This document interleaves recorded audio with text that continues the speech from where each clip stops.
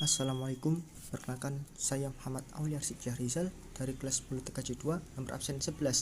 Kali ini saya akan mempresentasikan video tentang bahasa pemrograman. Langsung aja ke pembahasannya. Apa itu bahasa pemrograman?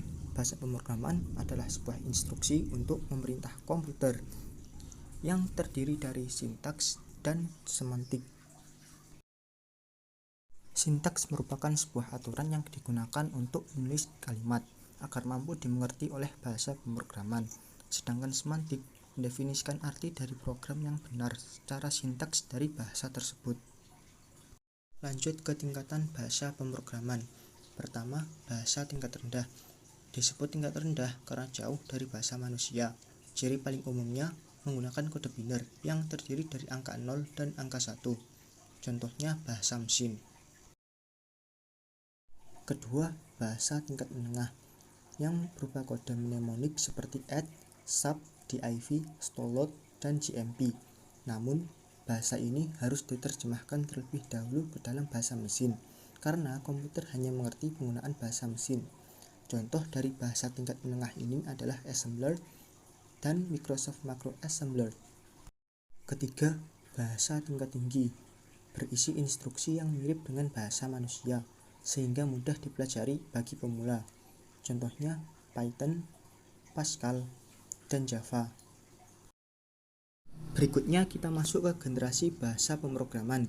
Generasi pertama, machine language atau bahasa mesin, di mana semua program yang dibuat harus dikodekan ke dalam bahasa mesin, sehingga butuh waktu yang sangat lama. Sulit dipelajari sehingga sekarang sudah jarang digunakan. Contoh dari generasi pertama ini adalah bahasa mesin yang merupakan bahasa tingkat rendah. Generasi kedua, assembly language, yang merupakan hasil pengembangan dari bahasa pemrograman generasi pertama yang diciptakan pada tahun 1960. Memiliki program khusus bernama assembler yang mampu menerjemahkan kode langsung ke dalam bahasa mesin. Contoh dari generasi ini adalah bahasa assembly. Generasi ketiga, high level programming language atau bahasa pemrograman tingkat tinggi, mudah dipahami serta memiliki compiler dan interpreter sebagai penerjemah bahasanya. Contohnya bahasa C dan bahasa Pascal. Generasi keempat, fourth generation language, juga disebut sebagai generasi query, yang memiliki struktur tertentu dalam bahasa pemrogramannya, cocok digunakan untuk mengakses suatu data. Contoh dari bahasa pemrograman generasi keempat adalah query language dan report generator. Generasi kelima, programming language based object and web development, juga disebut sebagai intelligent programming atau very high level language, memfokuskan membuat sistem efisien dan memberi fitur otomatis dalam membuat suatu program. Contohnya Lisp dan Prolog. Proses pembuatan program. Pertama-tama, kode ditulis pada text editor, kemudian diubah menjadi bahasa mesin, lalu dieksekusi oleh CPU. Terdiri dari 3 macam cara, yaitu kompilasi, interpretasi, serta kompilasi interpretasi.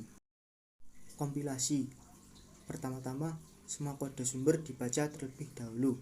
Jika tidak ada kesalahan dalam menulis program, maka akan dibentuk kode mesinnya, sehingga program bisa dijalankan dalam bentuk executable.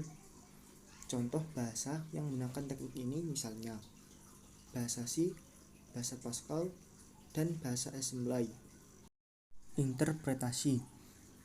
Kode dibaca dan dieksekusi per baris.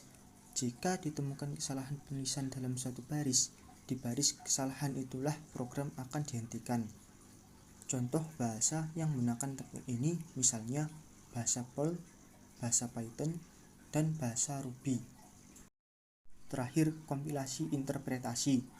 Salah satu bahasa yang menggunakan teknik ini adalah Java, di mana kode sumber diubah menjadi bytecode namun tidak executable, sehingga butuh Java Runtime Environment untuk menjalankan program dari bytecode tersebut.